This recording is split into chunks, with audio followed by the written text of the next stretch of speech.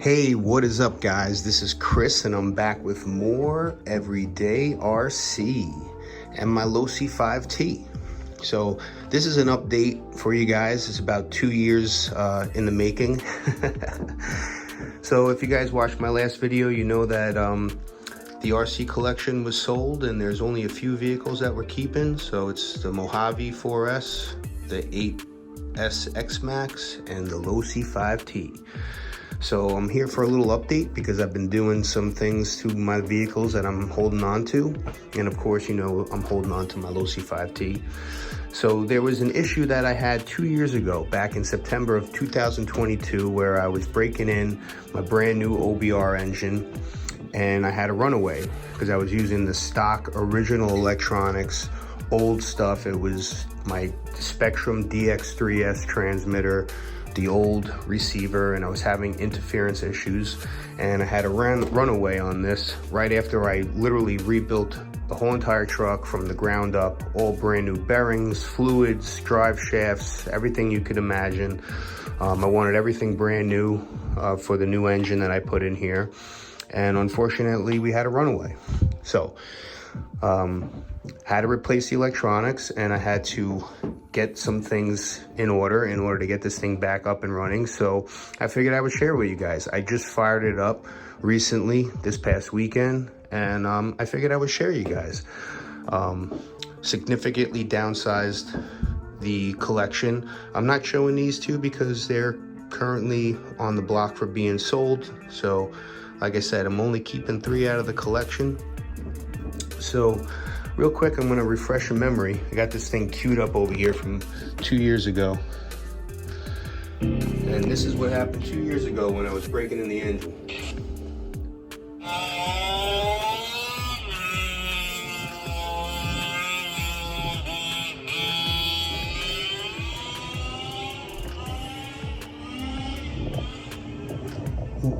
It landed on its wheels after the runaway. I don't know what's going on. Let's see the damage on this bad boy. Hopefully everything's all right. Chassis still looks straight. Oh my God. All right, let's bring it back. Hey, what's up, guys? And then a year later, I finally cleaned up the hobby room. Look at all the cars, guys. I've been starting to get back to things. All right, I was in the process of breaking in the brand. Okay, so we'll keep that. So yeah, let me get the top off, and then I'll show you guys what I did with the electronics, and I'll show you the footage of me running. All right, guys, top's off, and I'm just gonna give you a quick overview of everything that's going on with the truck now, and I'm super excited because I finally was able to fire this thing up, do some driving with it. I got my fuel all sorted out. That was another issue I had. I had locally a gas station that sold 100 octane, and this engine was built to specifically run on 100 octane, and unfortunately they don't supply that fuel anymore. So I also had to get my fuel sorted out, and I'll show you guys my solution for that as well. So basically we redid all the electronics, got a brand new Savox, the SV0235 for the throttle servo, and I got the SV0236 for the steering servo. Has a little bit more torque on it. I also had to get a new RX battery. I was running a Super B Killer B 7.4 volt 2S in here. I think it was a 7400 milliamp battery. This is slightly smaller, 7000 milliamp, but I got it through DDM, and it seems to be working really well. So everything's set up to run on LiPo, so I'm getting a little bit more power out of these servos.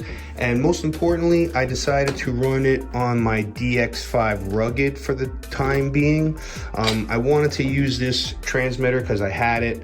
I had a couple of vehicles linked to it. So I went with a new receiver. I went with the Spectrum. It's the SR6100AT.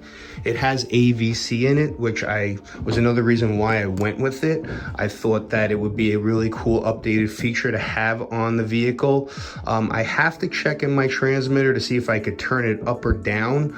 Right now I feel like it's at 100, and it definitely changes the driving characteristics of the truck. I don't know if the Losi 5T 2.0 has AVC out of the box, but definitely changes the driving characteristics of the vehicle. And driving it out in front of my house on the street, definitely a little sketchy, so I gotta head out to an open field. So that took care of the electronics. Everything is linked up, adjusted. Everything is all set up. So my next issue is now to finally fire up the engine and to get it going again. So I had to figure out my fuel situation. So luckily I have a local hot rod shop called S&K Speed. I went over there and I had a couple of options of fuel that I could do. Although they are very expensive, I tried to go with the most cost-effective option. And one of the biggest things is storage of the fuel. I try to get ethanol free because therefore it doesn't really have a shelf life. So I went over to my local S&K Speed and I picked up the VP small engine 94 octane oil, and then I picked up the VP octane booster, which supposedly raises it up 5 points depending on how much you mix. So I believe I mixed about 1.5 ounces into 1 gallon of fuel, and that brought me up to about 100 to 103 octane. And I fired it up and everything was working really well. So I just wanted to share that with you guys. And of course I'm running the Penta body on here, and everything's running really well. So I can't wait to get out there into the field and do some real testing on this. But as of right now, everything's running really, really well. I'm gonna end this video with some running footage of the truck as of right now, and hopefully I'll share more with you guys in the future. All right, man, I hope you guys are all making it happen in your RC worlds. And for now, this is Chris, the Everyday RC Guy, saying thanks for watching. Peace.